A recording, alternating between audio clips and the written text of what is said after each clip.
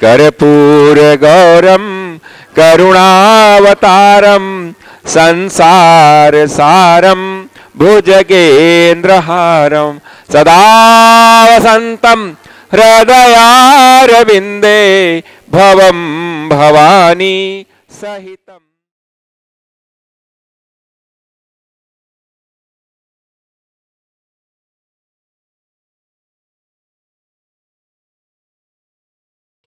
नारायणं नमस्कृत्य नरं चैव नरोत्तमं देवीं सरस्वतीं व्यासं ततो जयम् उदीरये।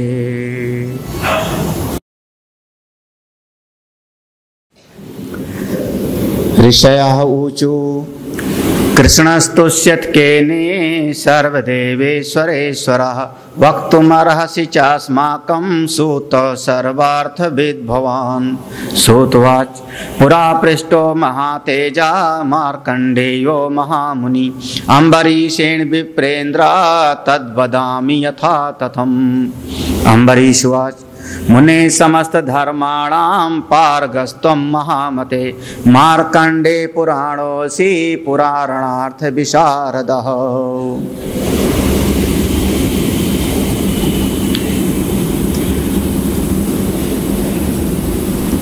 परम श्रद्धेय स्वामी जी महाराज का आशीर्वचन हम लोगों को मिला।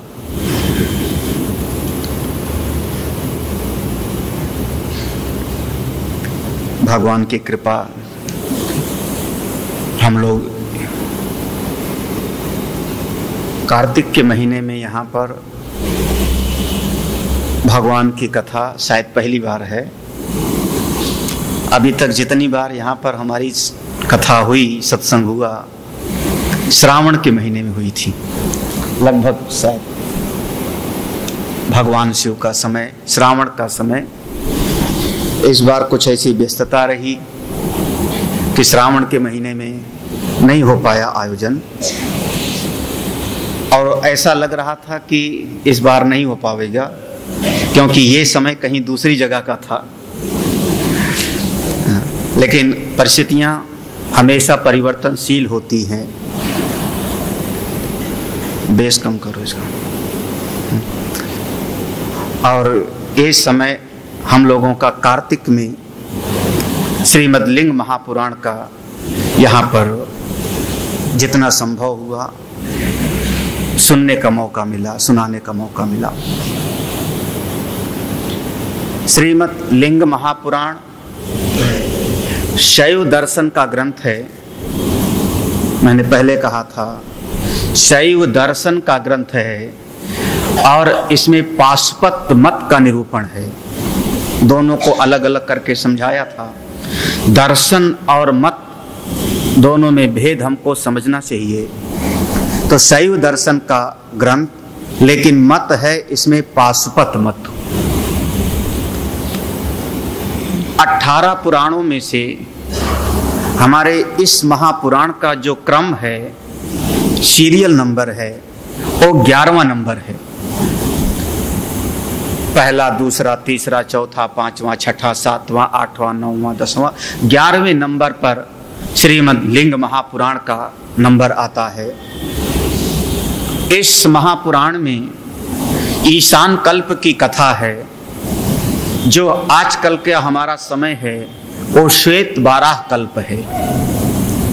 वर्तमान समय हमारा श्वेत बाराह कल्प है, लेकिन इस पुराण में जो कथा है वो ईशान कल्प की कथा है। इसलिए कभी कभी किसी कथा में जो हमने पहले से कहीं से सुना है, भागवत से, रामायण से, शिव पुराण से, उससे थोड़ा थोड़ा कहीं पर इसमें फर्क लगता है, थोड़ा थोड़ा, ज्यादा नहीं। ईशान कल्प का वर्णन है। इस श्री लिंग महापुराण में 2 भाग है, पूर्व भाग और उत्तर भाग। पूर्व भाग में 108 अध्याय हैं और उत्तर भाग में 55 अध्याय हैं। और इस प्रकार से यह 163 अध्यायों का दिव्य ग्रंथ, जिसमें कुल 11,000 श्लोक हैं। पुराणों के क्रम में 11वें नंबर पर, और श्लोक हैं कुल इसमें 11,000। नैमिषारण्य में ही इस कथा का प्रारंभ हुआ। ऋषियों ने देवर्षि नारद का दर्शन किया, उनसे प्रश्न किया, सूत जी से पूछा, और रोमहर्षण जी महाराज जिनका पद नाम सूत जी है, उन्होंने ऋषियों के कल्याण के लिए इस पुराण की कथा को सुनाया। ये हमारा पुराण मुख्य रूप से उपासना का ग्रंथ है, उपासना प्रधान इसमें है। बहुत ज्यादा ब्रह्म विद्या को इसमें मत ढूंढना, कहीं कोई श्लोक मिल जावे, कोई एक श्लोक में कोई बात हो, वो ठीक है, सब जगह पर है, लेकिन इस ग्रंथ का जो प्रतिपाद्य देव है, किसी भी ग्रंथ को समझना हो तो 4 चीज को समझ लो तो उस ग्रंथ का एक सार समझ में आता है। हम कहते हैं उसको विषय, अधिकारी, प्रयोजन और संबंध। इसका नाम होता है अनुबंध चतुष्टय। कोई भी ग्रंथ आप उठाओ, यहां तक कि स्कूली किताब को भी उठाओ, मेडिकल साइंस की, किसी और किताब की, ये 4 चीजों से अगर आप जरा सा समझ लो तो पूरे उस ग्रंथ का, किताब का तात्पर्य समझ में आ जाएगा। पहला होता है विषय। जो किताब हम अपने हाथ में ले रहे हैं, जिस ग्रंथ को हम अपने हाथ में ले रहे हैं, इस ग्रंथ में किस विषय का प्रतिपादन है। अब अगर हमको मोक्ष चाहिए तो हम दवाई वाली किताब नहीं ढूंढने जाएंगे, हनीमैन वाला, सैमुअल हनीमैन वाला। एक नाम सुना होगा ना, सैमुअल हनीमैन। अगर हनीमैन की कोई पुस्तक उठा रहा हूं, इसका मतलब क्या होगा कि उसमें दवा की बात होगी, उसमें तो इस ग्रंथ को जो मैं ले रहा हूं अपने हाथ में, यहां तक कि उसमें भी 2 भेद हो गया, एक बायोकेमिक और एक होम्योपैथी। हाँ, हमको बहुत बाद में समझ में आया। हमको एक हमारे बहुत प्रेमी सज्जन थे शिवपुरी में, मध्य प्रदेश में, उन्होंने 10 दिन हमको बिठा के लेक्चर दिया। 10 दिन। अरे स्वामी जी आप थोड़ा बहुत सीख लो, आपको कुछ नहीं, मैं आपको एक दवाई, एक किताब खरीदे। एक किताब उन्होंने खरीद किया, एक डब्बा खरीद के दे दिया हमको, 30-35 दवाइयां रखने का डब्बा, शीशी, और 1 हफ्ते 10 दिन उन्होंने हमको खूब लेक्चर दिया, और तब से हमको थोड़ा बहुत समझ में आ गया। बायोकेमिक सुसलर ने, कोई सुसलर नाम का एक था, उससे बायोकेमिक चला। हाँ, अब उसमें 12 दवाइयां, 12 साल्ट हैं, उन्हीं का जो है होता है। अब ये विषय चाहिए तो ये लो, ये विषय चाहिए तो ये लो। अगर आपको मोक्ष चाहिए तो आप गीता पढ़ो, उपनिषद पढ़ो। अगर आपको प्रेम चाहिए, भक्ति चाहिए, वरदान चाहिए, तो आप भागवत और लिंग महापुराण, शिव महापुराण सुनो। जो ग्रंथ मैं ले रहा हूं, इस ग्रंथ में किस विषय का प्रतिपादन है, प्रायः आपको उसकी भूमिका प्रस्तावना में ही लिखा हुआ मिल जाएगा। अब विषय होता है सब अपना अपना। किसी का विषय हो कि पुराने से पुराने किताब को सुरक्षित कैसे रखा जाए, हमको समझ में नहीं आएगा। हाँ, कौन सा श्लोक है वो अमरनाथ तुम पढ़ाते थे, चैला जलम रक्षेत तैलम रक्षेत रक्षेत शिथिल बंधनात्। हाँ, तुमको तो माइक देना चाहिए था। भैया हम सोच रहे थे, आज 6 दिन हो गया, 5 दिन तक हमारी ममता नहीं थी आप लोगों से, आज ममता हो गई है। तो इसलिए जलम रक्षेत तैलम रक्षेत। अगर किसी ग्रंथ को सुरक्षित रखना चाहते हो तो सूत्र सुना दिया उन्होंने। हाँ, विषय है उनका, सुनाया उन्होंने, ये संगत का असर होगा। हाँ, इसीलिए कहते हैं जिसके पास रहोगे कुछ ज्ञान हो जाएगा। हाँ, जलम रक्षित। अगर किसी ग्रंथ को सुरक्षित रखना है, गीता को, भागवत को, उपनिषद को, तो उसको पानी से बचाओ, सीलन से बचाओ। तैलम रक्षित, चिकनाई से बचाओ। हाँ, रक्षेत शैथिल बंधनम। हाँ, ढीला ढाला मत बांधो। हाँ, कुछ लोग बहुत ढिलमुल होते हैं, ढीला ढाला बांध लोगे तो ग्रंथ सुरक्षित नहीं रहेगा। नीचे वाली लाइन, हरे बड़े काम का, मूर्ख हस्ते न दातव्यम। हाँ, अब मान लो मेरे पास गीता है और उपनिषद है और बड़ा मेरा दिल उसको, मेरे दिल में वो ग्रंथ विराजमान है, तो मूर्ख हस्ते न दातव्यम, जो पागल है मूर्ख है उसके हाथ में भूल करके मत देना, नहीं तो पन्ना फाड़ ही देगा। हाँ, भैया मेरे ग्रंथ को अगर कोई ले जाता है और उसमें अपने हिसाब से अंडरलाइन करता है, पेन उठा के पन्ना मोड़ता है, तो मेरे दिल को चोट पहुंचती है। हाँ, इसीलिए हमने बंधन बना रखा है, मेरी लाइब्रेरी की पुस्तक कोई नहीं छुएगा। हाँ, अलग से रख रखा है रिजर्व। हाँ, क्योंकि वो ले जाएगा तो मेरा एक चेला ले जाएगा तो उसको लगा ये लाइन बहुत अच्छी है, उस पर अंडरलाइन कर दिया। वही ग्रंथ दूसरा चेला पकड़ेगा, उसको लगेगा ये वाली लाइन बड़ी अच्छी, उस पर अंडरलाइन लगा देगा। वही ग्रंथ और कुछ दिन के बाद में, 4 साल के बाद में उस ग्रंथ में सब अंडरलाइन ही होगा फिर। हाँ? विषय क्या है, पहला निर्णय करना चाहिए जीवन में, समझना ये आपके पूरे जीवन में काम आवेगा। इस ग्रंथ का विषय क्या है। हाँ, दूसरा निर्णय करिए उस ग्रंथ को लेने के पहले कि इस ग्रंथ का प्रयोजन क्या है। जरूरी है, अगर मैं मेडिकल साइंस वाली कोई किताब ले रहा हूं तो उसका प्रयोजन है स्वास्थ्य का लाभ। हाँ? अगर आसन वाली कोई किताब ले रहा हूं तो प्रयोजन है हमारा शरीर ठीक ठाक रहे। इस ग्रंथ का प्रयोजन क्या है, लक्ष्य क्या है, कहां तक पहुंचावेगा। आजकल जितनी पुस्तकें आपको मिलेगी तमाम, वो क्या प्रयोजन है, बोले ज्यादा बढ़िया नौकरी और ज्यादा बढ़िया पैसा, पैकेज। हाँ? पता नहीं कौन कौन सी शाखाएं चल रही, हमारे जमाने में तो भैया नहीं था। हम लोगों के जमाने में तो या तो डॉक्टर बन जाओ, या वकील बन जाओ, या इंजीनियर बन जाओ। इंजीनियर में 3 ही शाखा थी, सिविल, मैकेनिकल और एक बिजली वाला। हाँ, ये बन जाओ, डॉक्टर बन जाओ, वकील बन जाओ और इंजीनियर बन जाओ, और ज्यादा पढ़ो का हो तो बन जाओ फिर IAS PCS। हाँ, और कुछ न बन पाओ तो बन जाओ मास्टर। उस जमाने में बस इतना ही था।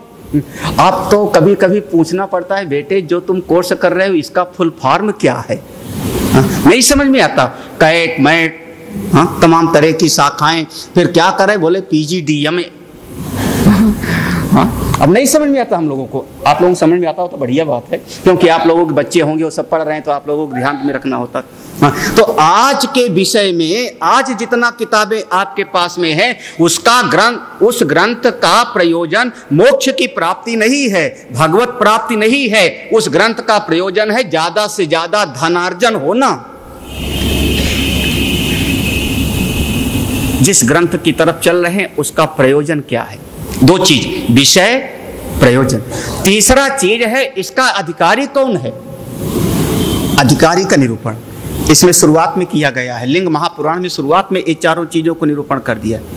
अगर कोई भी ग्रंथ है, उस ग्रंथ को अगर देने के पहले ये देखो कि सामने वाला, अगर इंजीनियरिंग की कोई पुस्तक है तो मैं ये देखूंगा कि सामने वाले ने इंटर पास किया है कि नहीं, वो भी मैथ्स से पास किया है कि नहीं।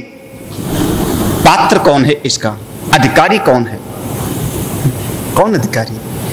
और चौथी चीज का निर्णय करना पड़ता है, नाम है संबंध। अधिकारी और उस प्रयोजन के बीच में नाता क्या है। अधिकारी अगर आज हम हैं और हमारा प्रयोजन अमुक चीज की प्राप्ति है, तो बीच में नाता क्या है। ये 4 चीजों का निर्णय हर ग्रंथ की शुरुआत में करना चाहिए।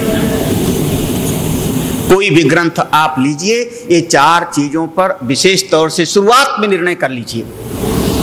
श्रीमद् लिंग महापुराण का विषय है, ध्यान से सुनना, लिंग महापुराण का विषय है भगवान की उपासना कैसे की जावे। अब यहां ब्रह्म विद्या नहीं है, भगवान की उपासना का, भक्ति का स्वरूप क्या है, ये लिंग महापुराण का विषय है। भगवान की उपासना कैसे करनी चाहिए। इस पुराण का प्रयोजन है भगवान की भक्ति प्राप्त हो, भगवान शिव की कृपा प्राप्त हो।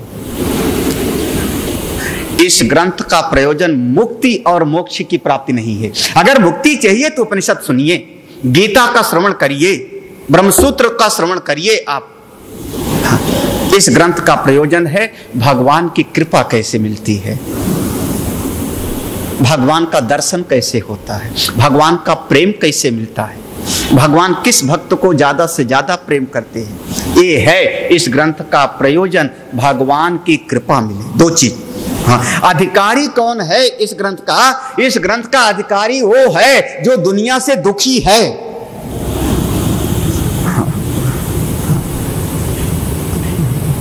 अब ये बात आपको जमे चाहे ना जमे, एक भगत मेरे पास बैठे थे। हाँ, तो उनसे मैंने पूछा कैसे हो? बोले स्वामी जी सब ठीक ठाक है, आपका आशीर्वाद है, भगवान की कृपा है, सब ठीक ठाक। हमने पूछा सुखी हो? हम जो शब्द कहलवाना चाहते थे उनके मुंह से, हमने कहा सुखी हो? उनका हाँ स्वामी जी बहुत सुख है। हमने कहा फिर तुम अब अध्यात्म के पात्र नहीं हो, ज्ञान के पात्र नहीं, क्योंकि जो सुखी है वो ज्ञान के मार्ग में आएगा क्यों?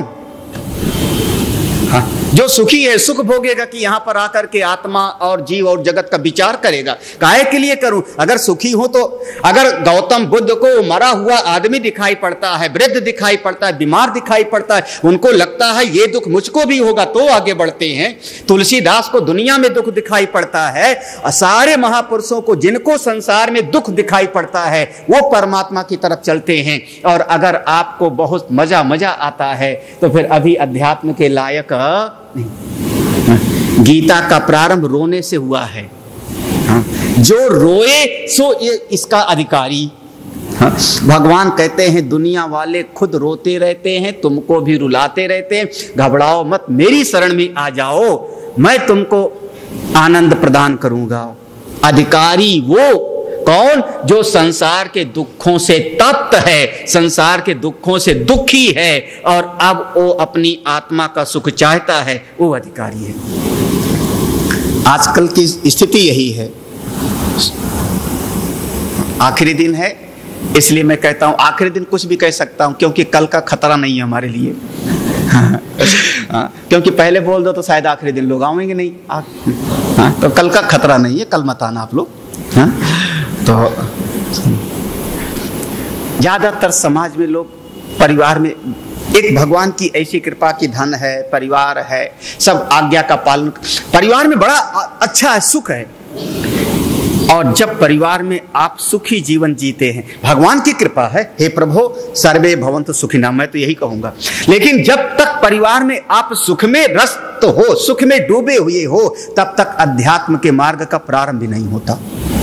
वही कारण है कि हम सत्संग सुनते भी रहते हैं, समझते भी रहते हैं और फिर कहते हैं जीवन में उतरता नहीं। अधिकारी वो जो संसार के दुखों से दुखी हो। एक श्लोक पढ़ता हूं, यहां से ग्रंथ एक शुरू होता है। अपार संसार समुद्र मध्य समज्जतो मे शरणं किमस्ति गुरो कृपालो कृपया वदै तत विश्वेश पादाम्बुज दीर्घ नौका। कोई शिष्य जाता है गुरु के पास तो यही कहता है, अपार संसार समुद्र मध्य, हे भगवान इस संसार में मैं डूब उतरा रहा हूं। लिंग महापुराण में एक ऐसा शब्द है जो हम सुनाना नहीं चाहते थे। मैंने स्वामी जी को शायद बताया, कुछ दिल को धक्का लगा। लिंग महापुराण में एक शब्द है, संसार का विष विष नहीं है। ये जो विष है किसका? बोले ये जो सांप का जहर है, ये जो कालकूट है, हलाहल है, ये विष नहीं है। पूछा फिर? बोले ये संसार में जो ममता और आसक्ति का विष है वो तुम्हारे जीवन को जहर के लिए बना रहा है। हमारे मन का मोह, हमारे मन की आसक्ति, वो हमको रोज रोज दुख देता रहता है। उसके मुकाबले तो कालकूट और हलाहल भी कहीं नहीं टिकता। संबंध क्या है इस ग्रंथ का? संबंध है प्राप्य प्रापक भाव। प्राप्य प्रापक एक बार सुनकर के समझ लिया बहुत अच्छा, लेकिन अब करना पड़ेगा। बिना किए कैसे होगा? किसी ने खाना कैसे बनाया जाता है सुन लिया, समझ लिया, लेकिन उससे भूख नहीं निवृत्ति होगी। न तेन राज परते तोषा क्षुधार्ता वा। खाना कैसे बनाया जाता है इसको जानने के बाद हमको रसोई में जाके बनाना पड़ेगा, तब हमारी भूख मिटेगी। वैसे ही सत्संग में सुन लो, सुनने के बाद अब इसको जीवन में लाओगे, करोगे, तब आपका कल्याण होगा। तो श्री महापुराण में 4 मूल चीजें। विषय है भगवान के स्वरूप का प्रतिपादन, भक्ति के स्वरूप का प्रतिपादन। प्रयोजन है भगवान की कृपा का प्राप्त होना। अधिकारी है जो संसार के दुखों से तप्त है। और प्रयोजन है, संबंध है, सुनने के बाद अभी करना कुछ बाकी है। एक प्रसंग सुनाते चले गए। लिंग महापुराण में जो प्रसंग हैं, इतना बढ़िया प्रसंग है। उपास्य देव कौन है? तो कहा उपास्य देव का एक स्वरूप है अव्यक्त, जो भगवान शिव हैं, लिंग स्वरूप हैं। और जो उनका व्यक्त स्वरूप है वो मृग चर्म पर विराजमान है, स्फटिक शिला पर विराजमान। उनका वही असली स्वरूप है। और उनका जो असली स्वरूप है, अव्यक्त स्वरूप, उनका जो लिंग है वो हमारी जाति का है। आपका उस तत्व के साथ जाति संबंध है। प्रेम हमेशा सजाति में होता है। बंदर बंदर का प्रेम होगा, बकरी बकरी का प्रेम होगा, मछली मछली का प्रेम होगा, घोड़े घोड़े का प्रेम होगा, गधा गधा का प्रेम होगा। सारी सृष्टि में प्रेम हमेशा सजाति में होता है, विजाति में प्रेमाभास होता है। जहां विजाति तत्व दिखाई पड़ेगा वहां प्रेम नहीं, बल्कि प्रेम की आभासित होता है। मृग मरीचिका के जल के जैसे वहां वास्तविक प्रेम नहीं होता। प्रेम का स्वरूप है हमेशा सजाति में। हम मनुष्य हैं तो मनुष्य से प्रेम करेंगे, लेकिन अगर दिखाई पड़ता है कि हम अपने घोड़े से प्रेम करते हैं, अपनी गाय से प्रेम करते हैं, प्रेम है लेकिन सच्चा प्रेम नहीं, जब मौका खत्म हो जाएगा तो निकाल बाहर करेंगे। वही गाय एक दिन दूध ना देवे, महाराज लात मार देवे तो लेके डंडा जो पिल पड़ते हैं। हाँ, पता नहीं, क्योंकि हमने बचपन में बहुत गाय की सेवा किया है। बचपन में एक गाय थी जो बड़ी दुष्ट थी। उसके गले में रस्सी बांध के इतना बड़ा लट्ठा डाला जाता था, फिर चरने के लिए छोड़ा जाता था उसको। क्या नाम था उसको? हाँ, जो गले में डाला जाता है, आप जानो। लक्कड़ या डंडा, जो भी को। हाँ, वो बहुत दुष्ट थी। और किसी दिन उसका वो डंडा टूट जावे तो हम ही को भेजा जाता था, जाओ पकड़ के लाओ। महाराज वो गाय 2-3 किलोमीटर तो दौड़ाती थी 2-3 किलोमीटर दौड़ाती थी। उसका डंडा रहे तो डंडा पांव में फंसता था तो पकड़ में आ जाती थी। और डंडा किसी दिन टूट गया और चरने के लिए छोड़ दिया। शाम को कहा जाओ पकड़ के लाओ। 2-3 किलोमीटर से कम नहीं दौड़ाती थी। अब आप लोग ना किए हो, बहुत अच्छे हो। मैंने किया है इसलिए बता रहा। वो प्रेम नहीं, प्रेमाभास है। वो गाय हमको दूध दे रही तब प्रेम है, प्रेमाभास है। भैंस हमको दूध दे रही तो प्रेम है। कुत्ता मेरे घर की रखवाली कर रहा है तो प्रेमाभास है। वो प्रेमाभास है। वास्तविक प्रेम तो अपने सजाति में होता है, सजाति में प्रेम होता है और जाति में प्रेमाभास होता है। अब आप सोचो, आपका और भगवान का सजाति संबंध है। भगवान शिव का ये है लिंग, समझो। लिंग माने लक्षण। क्या लक्षण है? भगवान है चेतन स्वरूप, तो आप भी हो, सजाति हो गया ना। लक्षण क्या है? एक लक्षण पकड़ लिया कि चेतन, तो संसार में जितनी चीजें हैं सब हैं जड़ और भगवान है चेतन, तो मेरी आत्मा भी है चेतन। तो हमारा उनका जाति संबंध हो गया। संसार में जो घर है, जो हमारी गाड़ी है, उसके साथ जब नाता बनाया तो विजाति संबंध है। भगवान है नित्य, संसार अनित्य है, भगवान नित्य हैं और हमारी आत्मा मैं हूं नित्य। तो हमारा और परमात्मा का हो गया संबंध। ये लिंग महापुराण का सार है। लिंग माने लक्षण। फिर तीसरा, भगवान है सुख स्वरूप, भगवान है आनंद स्वरूप। तो आपका स्वरूप भी तो वही है। जानो ना जानो अलग बात है, लेकिन आप भी तो सुख स्वरूप हो। ईश्वर अंश, जीव अविनाशी, चेतन, अमल, सहज। सहज सुख राशि, भोग के सुख नहीं है, खा के सुख नहीं है, देख के सुख नहीं है, सहज सुख राशि, भोग रहित सुख है, दृश्य के रहित सुख है, सहज सुख राशि। तो भगवान का और आपका जाति संबंध है। अगर ये लक्षण पहचान लो तो लिंग पुराण समझो कि आपने समझ लिया। भगवान का लिंग और हमारी आत्मा का लिंग दोनों मिल गया, क्योंकि वो चेतन मैं चेतन, वो नित्य मैं नित्य, वो आनंद स्वरूप मैं आनंद स्वरूप। इसलिए हाँ, वो बीजगणित में ऐसे सिद्ध किया करते थे ना, बीजगणित में सिद्ध करते, रेखा गणित में, हाँ हाँ हाँ, sine theta plus cos theta is equal to, हाँ हाँ, ऐसे सिद्ध किया। तो चूंकि वो चेतन मैं चेतन, हाँ, वो नित्य मेरी आत्मा नित्य, हाँ, वो आनंद स्वरूप मैं आनंद स्वरूप, इसलिए हम दोनों दो नहीं हैं। असल में दो का भ्रम था। आज हमको सत्संग से मेरा भ्रम मिटा। आज समझ में आया कि हम तो हैं एक। जानत तुम्हें हुई प्रभु, मैंने समझ लिया तुम वही हो। हमारा आपका जाति संबंध है, हम आप एक हैं, हमारे आपके लक्षण मिल गए। हाँ, शरीर का लक्षण नहीं मिला, हाँ, क्योंकि शरीर अनित्य है, शरीर परिवर्तनशील है, शरीर जन्मने मरने वाला है, लेकिन मेरी आत्मा का लक्षण आपसे मिल गया। इसलिए आप और हम में कोई भेद नहीं है, मैंने पहचान लिया। और जो न पहचाने, हो सकता है इतना आसान हो करके भी उपदेश, ये उपदेश कठिन नहीं है, ये उपदेश बहुत आसान है। जब वो चेतन मैं चेतन, तो हम दोनों एक हो गए, क्योंकि चेतन दो नहीं हो सकता। वो नित्य हम नित्य, तो दो नित्य नहीं हो सकता, नित्य फिर एक ही होगा। तो इतना आसान है, और फिर भी हम ना जाने क्यों। सूत भगवान ने कहा इसी का नाम है माया। माया करती क्या है?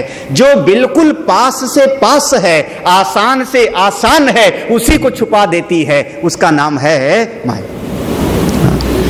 दूर वाली को थोड़ी छुपावेगी, हाँ भाई, दूर वाले को क्या छुपावेगी? अब यहां से अमेरिका को थोड़े माया ढकेगी हम ना। यहां से अगर मेरी माया ढकेगी मृग मरीचिका का जल, तो जहां मेरी नजर जा रही वहां जल दिखाई पड़ेगा, 50 किलोमीटर जल नहीं दिखाई पड़ेगा मुझको। जो मेरे पास है उसी को ढक लेवे, जो असली तत्व है उसी को ढक लेवे, उसी का नाम हो गया माया। कैसे? जैसे कभी आप देखो, कभी ऐसे तालाब में गए हो जिसमें ऊपर पानी ना दिखाई पड़ता हो, केवल काई काई, एक काई लगी होती, ऊपर पूरा का पूरा काई काई, हाँ देखा हो शायद। हाँ। हम पहुंच गए तालाब के किनारे, महात्मा जी आ गए, महाराज पानी कहाँ है यहाँ पर? यहाँ तो घास दिख रही। उन्होंने कहा नहीं, अपने हाथ से हटाओ, हाथ से हटाओ तो देखो नीचे जल है, नीचे जल है, हाथ से हटाओ तो। जानकार ने बताया, हाँ हमने हाथ से हटाया, नीचे जल दिखाई पड़ा, जल दिखाई पड़ा, बोध हो गया, हमने जल पी लिया। लेकिन मुसीबत ये है कि जैसे हाथ हटाया हमने, वो चारों तरफ से काई फिर आके वहीं ही घेर लेती। ये संसार में बिल्कुल यही तरीका है कि जब तक आप संत के पास बैठे हो, सत्संग में बैठे हो, तो इनका हाथ लगा है तो काई बाहर है, अब आपको जल दिखाई पड़ रहा है, समझ में आ जाता है। लेकिन जैसे सत्संग हटता है, प्रयास हटता है, तो ये संसार की माया फिर से आके घेर लेती है, और है तो जल लेकिन दिखाई नहीं पड़ता। ऐसे आत्मा का बोध हमको फिर होता नहीं। माया माने जो हमारी असलियत को ढक लेवे, उसी का नाम है माया। या मां सा माया, अघटित घटना पटीयसी सा। भगवान ने गीता में कहा, दैवी हे सा गुणमयी मम माया दुरत्यया। इस माया में कौन कौन फंसे? बोले और तो जाने दो कितने लोग फंसे, बड़े बड़े इस माया में फंसे। कबीरदास ने भजन गाया ना, माया महा ठगनी हम। ऐसे कुछ है, ब्रह्मा के घर में बैठी, विष्णु के घर में बैठी, भोले बाबा के घर में बैठी, ऐसे उनका भजन कुछ है, सबके घर में बैठी। माया महा ठगनी हम जाने। कौन? बोले एक बार की बात है, एक बहुत अच्छे मुनि थे जिनका नाम था पर्वत मुनि। बहुत उनके मन में आया चलूं, चल करके थोड़ा मर्त लोग का हालचाल लेके आऊं, लेकिन अकेले ना चलूं, क्योंकि अकेले चलूंगा तो भटकने का खतरा होगा। तो अपना साथी बनाया देवर्षि नारद को। नारद जी चलो दुनिया थोड़ा घूम के आवे, संसार को घूम के देख के आवे। देवर्षि नारद से जब प्रार्थना किया, देवर्षि नारद ने कहा सुनिए पर्वत मुनिवर सुनिए, अगर पृथ्वी पर हम घूमने चल रहे हैं और आप हमको कहते हो दोस्त, तो मेरी एक शर्त है कि कोई बात फिर छुपाना मत मुझसे। अगर मित्र है, हाँ, हाँ,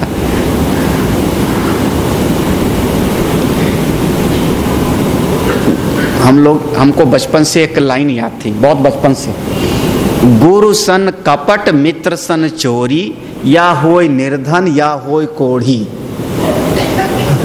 नहीं समझ में? हमारी देहाती भाषा है, हमको बचपन से आता। गुरु सन कपट मित्र सन चोरी, गुरु से कपट और मित्र से दुराव छिपाव चोरी, तो परिणाम क्या होगा? या होय निर्धन या होय कोढ़ी। नहीं तो आप याद कर लो सुदामा जी की कथा।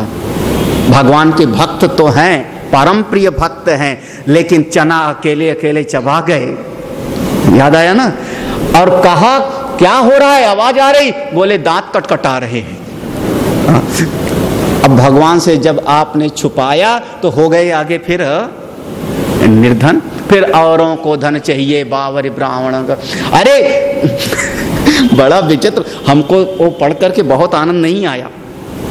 भगवान ने अगर अपने मित्र को संपत्ति दी भी तो कब? जब भोगने की ताकत न रही तब। हाँ? भाई भोगने की ताकत होवे, खाने की ताकत होवे, तब भोजन मिले, तब तो बात है। हाँ? बाइक अगर हमको आपको बढ़िया वाली मोटरसाइकिल दे दी जाए 1.5 लाख की, जितने लोग बैठे हो 60 साल वाले, हाँ? मैं नहीं चला पाया बाइक आज तक, मैं नहीं चला। कई बच्चे ले आए, स्वामी जी थोड़ा उद्घाटन कर दो, स्टार्ट कर दो, तो बाइक चलाने मुझको डर लगता है। स्कूटर चला लेता था, बाइक नहीं चला। आपको दे दी जाए 2 लाख की बाइक, तो अब ताकत रही नहीं, वो बल रहा नहीं, आंख से देख नहीं सकते हो ठीक से, तब आपको बढ़िया सोनी वाला LED टीवी दे दिया जाए इतना बड़ा, जिसमें HD आता हो। अब पता नहीं यही सब है कुछ। हा? किस काम का आपको, किस काम का? सुदामा को भगवान ने धन संपत्ति तो दिया, लेकिन कब दिया? जब भोगने की ताकत नहीं रही तब। वो तो बुढ़ौती में पाई। बड़ा विचित्र संसार है। इसीलिए हमारे चारवाक दर्शन का सिद्धांत बहुत बढ़िया है। एक बात बोले, जब बुढ़ापे में पैसा मिलेगा तो भोग के क्या फायदा? तो हमारे समाज में कैसी व्यवस्था होनी चाहिए कि आज हमारे बल है तो भोगने की चीज आज मिल जाए, कमा कमा के EMI भरते रहेंगे। यह है चारवाक दर्शन। सामान आज ले जाओ, अभी भोगो, क्योंकि बाद में कैसे भोगोगे? तो उसका सिद्धांत है, यावत जीवे सुखम जीवेत ऋणम कृत्वा। आप लोग EMI वाले तो लिए नहीं हो कुछ? टीवी ले जाओ, फ्रिज ले जाओ, गाड़ी ले जाओ, हा? जो चीज है सब का सब किस्त पर। आप नहीं देते हो? आज पूरा बोर्ड लगा हुआ है, नहीं दोगे तो चलेगा नहीं दुकान, क्योंकि हर आदमी वहीं जाएगा। पूरा सड़क पर बोर्ड ही बोर्ड लगा हुआ है। थोड़ा सा पैसा दे करके अपनी मनपसंद चीज ले जाइए।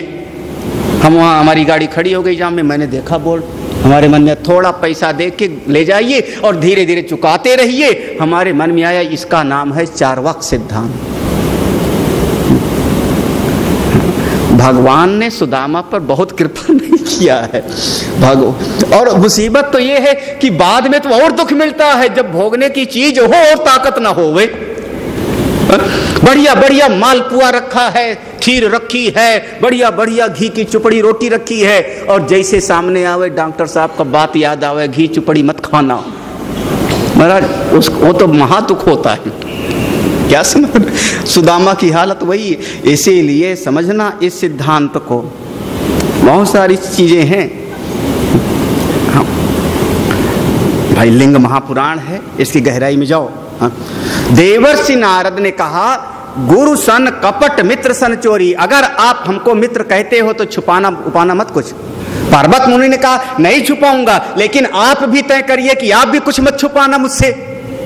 ये थोड़े कि मैं कुछ न छुपाऊं और आप सब छुपाए रखो। हाँ? अपने दिल की बात आप बता देना। उन्होंने कहा, अपने दिल की बात मैं बता दूंगा। दोनों के बीच में शर्त लग गई, वहां से चल पड़े। अब पृथ्वी, मैंने कह दिया जो सुना था थोड़ा उसको किनारे रख लेना। वो श्वेत बरा कल्प की कथा सुनी है, ये आप ईशान कल्प की कथा सुन रहे हो। कल्प कल्प का भेद है। अब दोनों ऋषिवर नारद मुनि और पर्वत, ये दोनों भ्रमण करते करते करते करते आए। आते आते एक बहुत बड़े सम्राट थे, नाम उनका लिखा है यहां पुराण में। उनकी कन्या थी जिसका नाम था दमयंती। वहां पर देवर्षि नारद आए। चातुर्मास का समय आ गया, अब भ्रमण करना ठीक नहीं है। महात्मा लोग 4 महीने बरसात में नहीं घूमते, नदी नाले जीव जंतु तमाम रेंगेंगे। राजन, अगर आप आज्ञा दें तो आपके नगर में वास कर लें। राजा बड़े प्रसन्न हो गए। दोनों मुनियों को स्थान दे दिया। एक बगीचे में कोई स्थान था। अपनी प्रिय कन्या को कह दिया, इन महात्माओं को कोई तकलीफ ना हो। देवर्षि नारद हैं, पर्वत मुनि। धीरे धीरे देखो अब घटना क्या होती है। वो कन्या, राजकन्या आकर के पर्वत मुनि की सेवा करती है, उनको भोजन कराती है, साफ सुथरा स्थान करती है। देवर्षि नारद की भी साधना सेवा करती है। लेकिन जब देवर्षि नारद की सेवा करती है तो देवर्षि नारद अपना कोई भजन सुनाते हैं, संगीत सुनाते हैं। तो पर्वत मुनि में एक गुण है तपस्या का, और देवर्षि नारद में तपस्या प्लस संगीत का गुण है। तो दमयंती का मन देवर्षि नारद से लग गया। अब इधर उधर मत समझना, वो पुराना छोड़ भूल जाओ। हाँ? अब धीरे धीरे तो जो राजकन्या है वो पर्वत मुनि के तो भोजन करा देवे, लेकिन जब देवर्षि नारद को खिलाए तो थोड़ा बड़े प्यार से। आप लोग समझ लेना, ये फर्क हो जाता है। मैं नहीं मानूंगा कि नहीं फर्क होता। 4 मेहमान हो मैं और 4 मेहमानों के बच्चे के बीच में मेरा अपना बच्चा बैठा हो, भोजन कराने में फर्क पड़ जाता है। नहीं मानोगे? 4 आदमी बैठे हों, उन्हीं के बीच में हमारा पति बैठा हो, भोजन कराने में फर्क पड़ेगा कि नहीं? और कह दूं, 18 महात्मा बैठे हों लाइन में, उसी में गुरुजी हमारे बैठे हों। आज की ताजी घटना है, आज की ताजी खबर है। 18 संत लाइन से बैठे हों, बीच में गुरुजी बैठे हों। जो अपना है तो उसको भोजन कराने में, बात करने में फर्क पड़ जाता है, उसी से पता लग जाता है। हा? वो जो घटना है कि पर्वत मुनि ने देखा और एक दिन अकेले में उन्होंने कहा, नारद, ये राजकन्या जैसे मेरी सेवा करती वैसे तुम्हारी नहीं करती, तुम्हारी कुछ खास करती है। हा? जैसे हमसे बात करती वैसे तुमसे नहीं, तुमसे कुछ विशेष तौर से बात करती है। उसके भाव भंगिमा अलग अलग है। क्या बात है? अभी चातुर्मास समाप्त होने वाला था, 10 से 15 दिन रह गया था। देवर्षि नारद ने कहा, क्या कहूं मुनिवर पर्वत, इस राजकन्या से मैं विवाह करूंगा। हमारा उसका बात हो गई सेटिंग। इससे मैं विवाह करूंगा, इसी का नाम माया है। हमारा उसका विवाह हो गया। पर्वत मुनि ने कहा, तुमने पहले क्यों नहीं बताया? हम जब तुम्हारा ये 3 महीने से चल रहा है, क्या कहोगे आज की भाषा में? भाई 4 महीने के चातुर्मास, 10 से 15 दिन रह गया है। जब तुम्हारा 3 महीने से चल रहा है तो छुपाया क्यों, जब हमारी तुम्हारी शर्त थी कि जो चुपचाप बता देंगे मन की बात। तो उन्होंने कहा, अब हमको लगा ये बात बताने वाली नहीं है, इसलिए नहीं बताए। बहुत नाराज हुए और तो सीधे उन्होंने कहा, जाओ, मैं अभी भगवान के पास जाता हूं। पर्वत मुनि ने कहा मैं अभी भगवान के पास जाता हूं। चातुर्मास वगैरह छोड़ा और वहां से भाग खड़े हुए, जा करके सीधे भगवान नारायण के पास पहुंचे। भगवान नारायण ने कहा ऋषिवर भ्रमण करके आ गए। ऋषिवर ने कहा प्रभु एक प्रार्थना है मेरी। भगवान ने कहा कौन सी प्रार्थना? और इधर देवर्षि नारद ने सुना कि पर्वत नारायण जी के पास गए, बैकुंठ भगवान के पास, मैं भी दौड़ूं पीछे पीछे देवर्षि नारद भी। इधर पर्वत मुनि आगे पहुंचे थे। पर्वत मुनि ने कहा भगवान मैं ये चाहता हूं कि इसने कपट किया मेरे साथ में, देवर्षि नारद, इसका मुख बंदर के जैसे बना दो आप।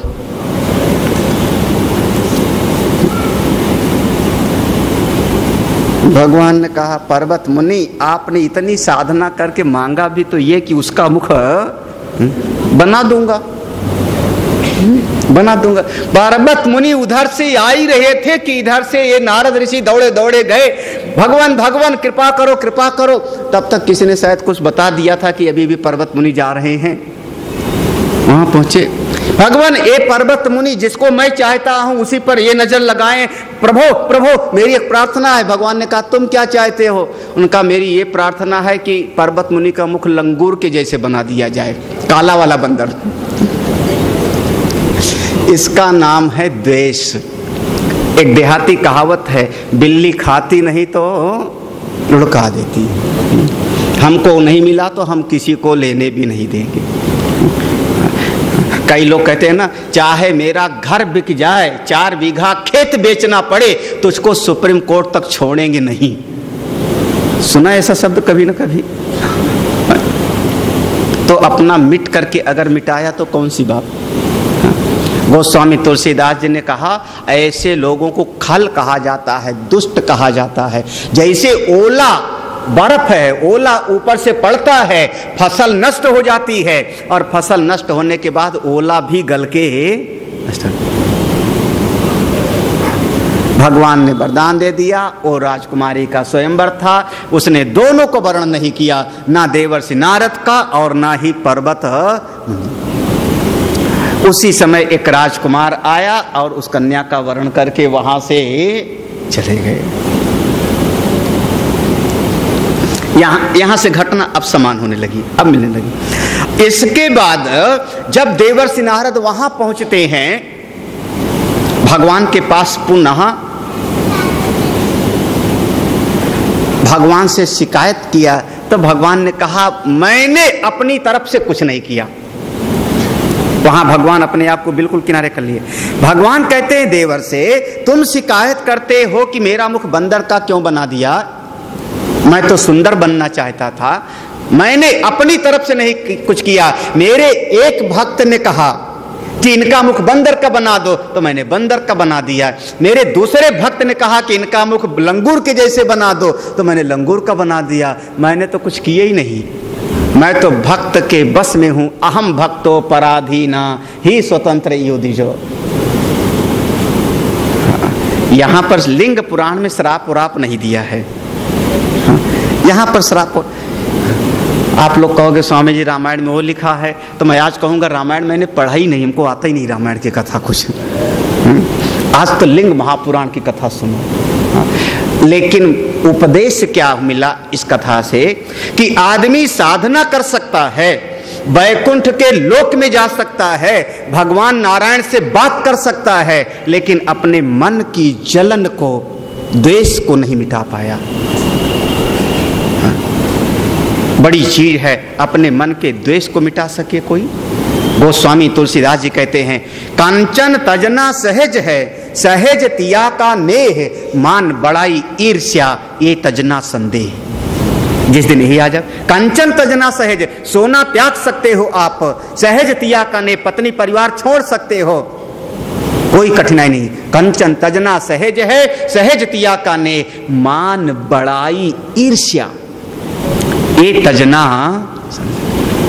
ये महाराज अच्छे अच्छे लोगों के मन में आ जाता है। सूत भगवान कहते हैं सनकादिशियों, इसी का नाम है माया। इतनी तपस्या करने के बाद भी वो दिल में जमी बैठी है ईर्ष्या, द्वेष, यही तो माया है। माया माने जो असलियत को छुपावे और अपनी आत्मा से मिलने ना देवे। अपने परमात्मा को जानने ना देवे। जो मेरा स्वरूप है नित्य शुद्ध बुद्ध मुक्त स्वरूप, चेतन अमल सहज सुखराशि, मैं अनंत हूँ, मैं नित्य हूँ, मैं सर्वव्यापक हूँ, नित्या सर्वगथा स्थान हूँ। आप ऐसे स्वरूप हो, अपने स्वरूप से मिलने ना दे। हमारी इंद्रियों पर पर्दा ढक दिया, हमारी बुद्धि पर पर्दा डाल दिया, उसी का नाम है माया। माया सीधा सा अर्थ है विपरीत ज्ञान, भ्रम, उल्टी ज्ञान का नाम माया। देवर्षि नारद को हुआ, दूसरों को हुआ, सबको होता है। जो बच जावे सो संत, हाँ, जो माया से बच गया वो संत, वो महात्मा। सुत भगवान ने गज दान का विधि बताया। हाथी दान करने का बहुत पुण्य मिलता है। हाँ? अब आप लोग हाथी तो दान करोगे नहीं। हाँ? भाई लिंग महापुराण में हाथी दान का सबसे महिमा वर्णन है। राजा भोज, उनका विशेष हाथी, अवंतिका के राजा, उज्जैनी के राजा भोज, उनका विशेष हाथी। उनका जो महावत था, वो महावत एक दिन हाथी को नहलाने ले गया था। हाथी को नहलाना बड़ा अच्छा लगता है, नहाना। नहला करके हाथी को महावत आ रहा था, उसी समय राजा भोज का एक दरबारी कवि, बहुत विद्वान कवि, वो नंगे पांव पैदल स्नान करके चला आ रहा था। संयोग से उसके पांव में जूता नहीं था, फट उठ गया था और कोई रास्ते मिल गया था, उसी को दे दिया था। वो जो महावत था ऊपर बैठा हुआ हाथी के ऊपर, उसने देखा अरे राज पंडित हैं, राज पुरोहित हैं, बड़े बड़े विद्वान कवि हैं, बिठा लेता हूँ। बेचारे का पांव जल रहा है, नंगे पांव जा रहे हैं गर्मी में। हाथी को झुकाए, पंडित जी बैठ जाओ बैठ जाओ। पंडित जी बैठ गए वो हाथी के हौदे पर। अब महावत तो आगे, वो कंधे पर हाथी के, और हौदे में बैठ गए महाराज। पंडित जी चल पड़े। संयोग से राजा उधर से निकल पड़े अपने 2-4 मंत्रियों के साथ में। अब तो महावत डर के मारे कांपने लगा, क्योंकि राजा के हाथी पर और हमने पंडित जी को बिठाया। पंडित जी को भी थोड़ा हुआ कि अब तो लगता है कि सूली पर चढ़ाएं। तब तक राजा ने पूछा, पंडित जी आज सवारी पर कैसे? व्यंग था, आज सवारी पर कैसे? लेकिन राजा भोज विद्वान थे। वो पंडित जी को लगा अब तो आज जीवन गया। हाँ, लेकिन सावधान रहे। हाथी के ऊपर बैठे बैठे उन्होंने कहा, महाराज आपकी जय हो। उपानहम मया दत्ता, उपानहम मया दत्तम जीर्णे कर्ण विवर्जितम तत्पुंडेन गजारूढ़ हो ना दत्तम वही तदगतम। हे महाराज, मेरे पास एक जूता था, उसका कान टूट गया था, उसका जीर्ण पुराना हो गया था 1-2 जगह से, मैंने रास्ते में किसी को दान कर दिया। उपाहनम मया दत्तम जीर्णे कर्ण, हाँ, मेरे पास टूटा फूटा जूता था, मेरे सामने कोई दिखाई पड़ा, मैंने दान कर दिया। इसका इतना पुण्य मिला, इतना पुण्य मिला कि ये देखो अभी मैं हाथी पर बैठा। वो पुण्य का फल है। अरे राजन, अगर ना भी देता मैं, वो जूता ना भी देता, ना दत्तम वही तदगतम, तब भी वो 2-3 दिन में जाने वाला था। लेकिन देने का पुण्य इतना कि देखो हाथी पर बैठो। राजा भोज बड़े प्रसन्न हुए, क्योंकि विद्वानों की बड़ी कदर। उन्होंने कहा, महावत आज से हाथी इसी की सेवा में रहेगा, मेरे लिए दूसरा हाथी आवे। हाथी दान का लिखा हुआ है, घोड़ा दान का लिखा हुआ है, भूमि दान का वर्णन है, सोने का दान का वर्णन है, तमाम दान के वर्णन है। पूरा का पूरा करीब 25 अध्याय दान का है इस महापुराण में। आप कौन सा दान करोगे तो क्या बनोगे? गौदान, कन्यादान, विद्यादान, अन्नदान, बहुत। अरे कुछ नहीं तो कम से कम प्रेम दान करो, हाँ? कुछ नहीं तो जल दान कर दो, हाँ? कुछ करो तो, हाँ? और कुछ नहीं तो बचने का दरिद्रता थोड़ा मीठा मीठा बोली दो, हाँ? बस कुछ तो करो। अब मैं पूरा विस्तार में नहीं बता रहा हूँ, क्योंकि 25-30 अध्याय में है, और अब आप लोग देखना, मैं पन्ना पलटने जा रहा हूँ पूरा। तो ये पूरा का पूरा अंत में दान से धन की शुद्धि होती है। भगवान ने गीता में कहा 3 चीज कभी मत छोड़ना, यज्ञ, दान और तप। यज्ञ से कर्म की शुद्धि होती है, यज्ञ से मन की शुद्धि होती है, दान से धन की शुद्धि होती है, और तप करने से हमारी इंद्रियों की शुद्धि होती है। जब तीनों शुद्ध हो जाए आप परमात्मा की तरफ चल पड़ोगे। सुत भगवान ने शौनक आदि ऋषियों को आखिरी बात बताई, हे ऋषियों, अगर आप लोग अपना उद्धार चाहते हो, कल्याण चाहते हो, तो आपको जो 3 चीजें मिली हैं उसमें भगवान की कृपा देखो, वो परमात्मा की है, तुम्हारी नहीं है। भगवान की कृपा से 3 चीजें मिलेंगी। जब उसको अपनी मान लेते हो तो आप माया के गुलाम हो गए। दी हुई चीज भगवान की और माना मैंने अपनी, आप माया के गुलाम हो गए। फिर जन्म मृत्यु के चक्र में फंस जाओगे। कौन कौन सी? पहली चीज है कोई वस्तु मिली है तो, हाँ, कोई वस्तु मिली है तो परमात्मा की दी हुई है। अच्छे कपड़े मिले हैं, अच्छा घर मिला है, अच्छा पति मिला है, पत्नी मिली है, अच्छे बेटे मिले हैं, अच्छा परिवार मिला है। कोई चीज अगर आपको मिला है, इसी जगत से, इसी दुनिया से कोई वस्तु आपको मिली है, भगवान की कृपा देख लो। हाँ, संत की कृपा देख लो, नारायण की कृपा देख लो। अरे और कुछ नहीं, दादा दादी की, मामा मामी की कृपा मान लो। हाँ, लेकिन है किसी की कृपा से मिला हुआ। कोई वस्तु मिली है वो परमात्मा की कृपा से मिली है। हाँ, हम क्या थे यार, आप क्या हो? हाड़ मास का एक पुतला, 5 महाभूतों का एक पुतला। आज हम बोलते हैं, सुनते हैं, चलते हैं, खाते हैं, आपका 4 लोगों के बीच में नाम है, ये उसकी कृपा है। दूसरी चीज है आपके पास जो मिली हुई है, उसका नाम है आपके भीतर जो योग्यता है वो भगवान की, परमात्मा की दी हुई है। हाँ, अब बहुत अकड़ के मत कहना मैं लायक हूं, मैंने इतना मेहनत करके अपने पैरों से मैं खड़ा हुआ हूं। वो योग्यता तो परमात्मा की दी हुई। अगर वो परमात्मा हमारी बुद्धि को समझ ना देते तो मैं पढ़ता कैसे? हाँ, काखा गाघा भी शायद हमको ना आता, दस्तखत करना भी ना आता। अगर आपको कोई योग्यता मिली है, मैं ये काम कर सकता हूं, मेरे पास इतनी बुद्धि है, हमारी बुद्धि में इतना योग्यता है, तो वो भगवान की दी हुई है। आप भगवान की कृपा देखो, अहंकार मिटा, अभिमान मिटा, तत्काल आप आगे बढ़ जाओगे, माया से मुक्त हो जाओगे। ये माया इसी तरीके से आप पर व्यापती है। ये माया के घेरने की यही सब तरीका है।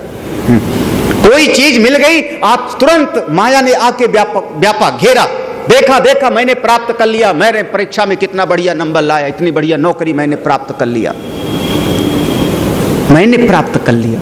भगवान ने नहीं, मैंने प्राप्त कर लिया। और फिर तुरंत कैसे प्राप्त कर लिया कि आई डिजर्व इट, मैं योग्य था, मैं लायक था, मैंने बड़ी मेहनत किया, मैंने प्राप्त किया। ए माया ने आके घेर लिया आपको, फंस जाओगे आगे, फिर आपको दुख मिलेगा। तुरंत नहीं, तुरंत तो बड़ा मजा आता है। ये प्रेय के मार्ग में, माया के मार्ग में तुरंत बहुत अच्छा लगता है, उसका दुख तो शुरू होता है थोड़ी देर के बाद। वस्तु, योग्यता, और तीसरी चीज है अगर आपके पास में कोई सामर्थ्य है, आपके पास कोई सामर्थ्य है, सामर्थ्य आप किसी को कुछ दे सकते हो, कोई बीमार को दवा करा दिया, भूखे आदमी को अन्न दे दिया, कभी हमने गाय को एक रोटी दे दिया, ये सामर्थ्य है। कोई ऐसा आदमी आ गया जो पढ़ना चाहता, नहीं पढ़ पाता, उसको मैंने पढ़ने की व्यवस्था करा दिया। अगर मेरे पास कोई सामर्थ्य है, धन बल है, जन बल है, और मैंने किसी की हेल्प कर दिया, तो वो भगवान की कृपा है। भगवान ने हमको मौका दिया सेवा करने का। ये क्यों नहीं देखते? वहां अभिमान मत लाना बीच में, नहीं देखो देखो देखो मैंने ना, बिल्कुल नहीं।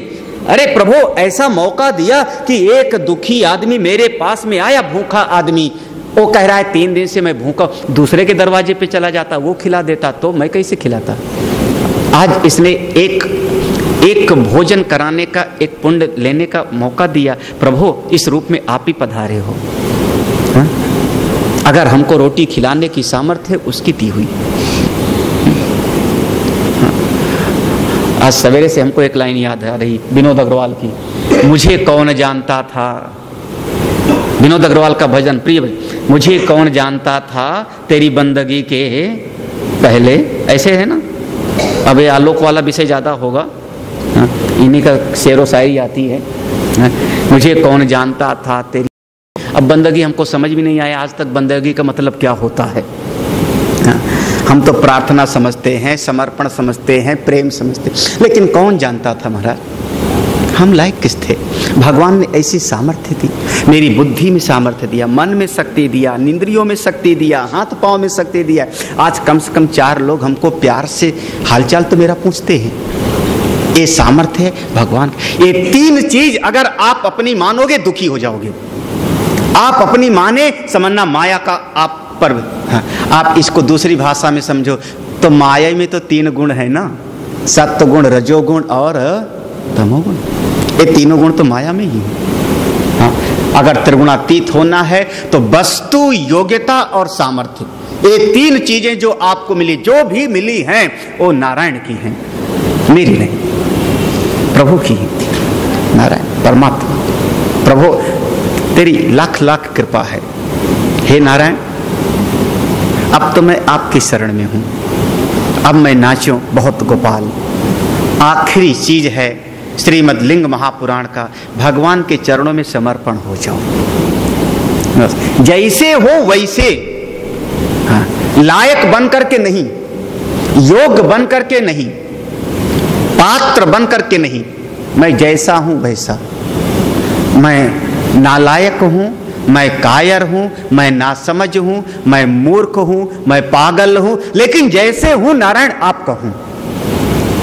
एक छोटा बच्चा होता है 6 महीने का, अभी बोल नहीं सकता, तोतली भाषा में बोलता है, अभी उठा नहीं सकता कोई चीज, लेकिन माँ के सामने बस मेरी माँ है। और मेरे ख्याल में बच्चा सबसे पहले माँ कहना ही सीखता है। हाँ? माँ की पापा, हाँ? कि मम्मी, मम्मी बोलता है बच्चा पहले। मेरे ख्याल में मम्मी तो नहीं बोलता होगा, ना मम्मी ना पापा बोलता है माँ। हाँ? अरे और तो जाने दो, अगर एक गाय का बच्चा भी बोलेगा तो शुरुआत वहीं से करेगा। आप लोग अपने बच्चे को से पापा हैं तेरे। हाँ? अरे पापा नहीं। हाँ? हमने एक परिवार को देखा, उस बच्चे का यज्ञोपवीत में हमारे सामने हुआ। माँ बाप दोनों डॉक्टर, बड़े डॉक्टर, एक ही बच्चा, माँ बाप दोनों डॉक्टर। हाँ, पूरा परिवार ज़्यादा पढ़े लिखे परिवारों का, दोनों का एक बच्चा, एक ही बच्चा, और 2 स्कूल का पढ़ा। हाँ, आज के समय में वो अमेरिका में है बच्चा, इस समय वर्तमान में। लेकिन वो बचपन से मैंने देखा, जब अपने माँ और पिता को, तो पिताजी को बाबू बोलता है। हाँ, मैं पहले बता रहा हूँ, माता पिता दोनों बड़े डॉक्टर। हाँ, उसके नाना इंजीनियर इन चीफ से रिटायर, हाँ, उसका मामा IAS अफसर दिल्ली में। हाँ, पूरा परिवार अति पढ़े लिखे लोगों का। हाँ, एक ही बच्चा 2 स्कूल में खुद पढ़ा। हाँ, हमसे पूछा यज्ञोपवीत में शर्म लगती, तो हमने कहा उतार दे, कोई बात नहीं, हमको दे दे, जब दून से पढ़ के आ जाना तब पहन लेना, समय के साथ आपातकाल के अनुसार। हाँ, और अपने पिताजी को बाबू अभी भी बोलता है, बाबू। हम लोग बचपन में ऐसे कभी शायद, हाँ, आजकल का थोड़ा बहुत जरा सा पढ़ लेगा स्कूल में, कॉन्वेंट में। हाँ, कौन से क्लास में? नर्सरी में। ये कौन है? मेरे डैड हैं। हाँ, मेरी मॉम है। पागल आदमी, क्या सिखा रहे हो आप लोग अपने बच्चों को? बढ़िया संस्कार दो, संस्कार अच्छा दो। हम मम्मी डैडी से सहमत नहीं हैं। वैसे मम्मी में अगर आधा माँ निकाल दो तो मम्मी हो जाता है। मिस्र के पिरामिड में वही सब हैं। हाँ, है ना, सुरक्षित रखने वाले, उससे सहमत नहीं है। हमारे यहाँ पर अम्मा बोला जाता था, और साउथ में आज तक, दक्षिण भारत में कर्नाटका, तमिल, केरला में अभी भी किसी भी महिला को अम्मा अम्मा बोला जाता है। एक बार प्लेन में बैठे और बस स्वभाव है, अब क्या बोले, तो जो एयर होस्टेस आई ना सजी धजी, उससे मैंने कह दिया अम्मा एक गिलास पानी दे दो। अरे महाराज वो तो चौंकी है इससे। साउथ में, केरला में, तमिलनाडु में, कर्नाटका में आप चले जाओ, सबको अम्मा बोला जाएगा। अरे प्यार की भाषा। भगवान की ऐसी कृपा, सुत भगवान ने शौनक आदि ऋषियों को लिंग महापुराण के माध्यम से जीवन जीने की कुछ शैली, जीवन जीने की कुछ कलाओं का उपदेश किया। आपको जो मिला है वस्तु, 3 चीज मैंने बताया, वस्तु, योग्यता और सामर्थ्य, ये हमारी नहीं है, ये है नारायण। और मैं जैसा हूं वैसा तेरी शरण में हूं, लायक बन करके नहीं। जैसे एक बच्चा माँ की शरण में होता है, पिता की शरण, मैं वैसे ही आपके पास। मुझको संस्कृत पढ़ना नहीं आता, मैं बढ़िया बोल करके स्तुति नहीं कर सकता। एक बच्चा तोतली भाषा में बोलता है, माता पिता को उसी में रसाता है। प्रभु हमको तो टेढ़ा मेढ़ा ही आता है, मैं ठीक से नहीं पढ़ सकता संस्कृत, लेकिन मैं जैसा हूं आपका हूं। अब बनाओ तो आप, बिगाड़ो तो आप। हाँ, इसका परिणाम होगा अहंकार मिटेगा, और जहां अहंकार मिटा तब तो फिर वही वही है, फिर दूसरा कोई है ही नहीं।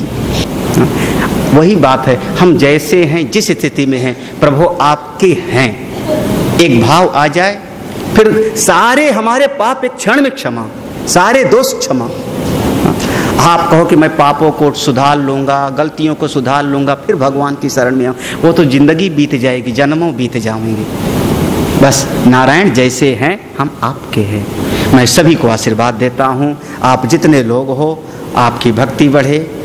एक चीज हमेशा याद रखना, मेरा क्या कहना था वो, भगवान का और आपका दोनों का जाति संबंध है, और दुनिया का आपका विजाति संबंध है। याद आया ना वो? भगवान मेरी जाति वाले हैं और दुनिया हमारी जाति वाला नहीं। क्यों? मैंने शुरू में कहा भगवान चेतन, मैं चेतन। भगवान कौन है? सर्वव्यापक, मेरी आत्मा सर्वव्यापक। भगवान नित्य,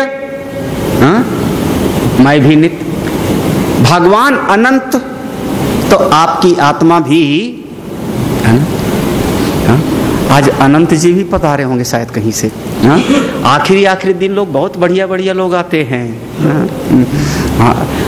भैया उनके साथ मेरा जाति संबंध है, वो अनंत तो मैं अनंत, इसलिए हाँ ठीक है। आप चिदानंद रूपः, याद है?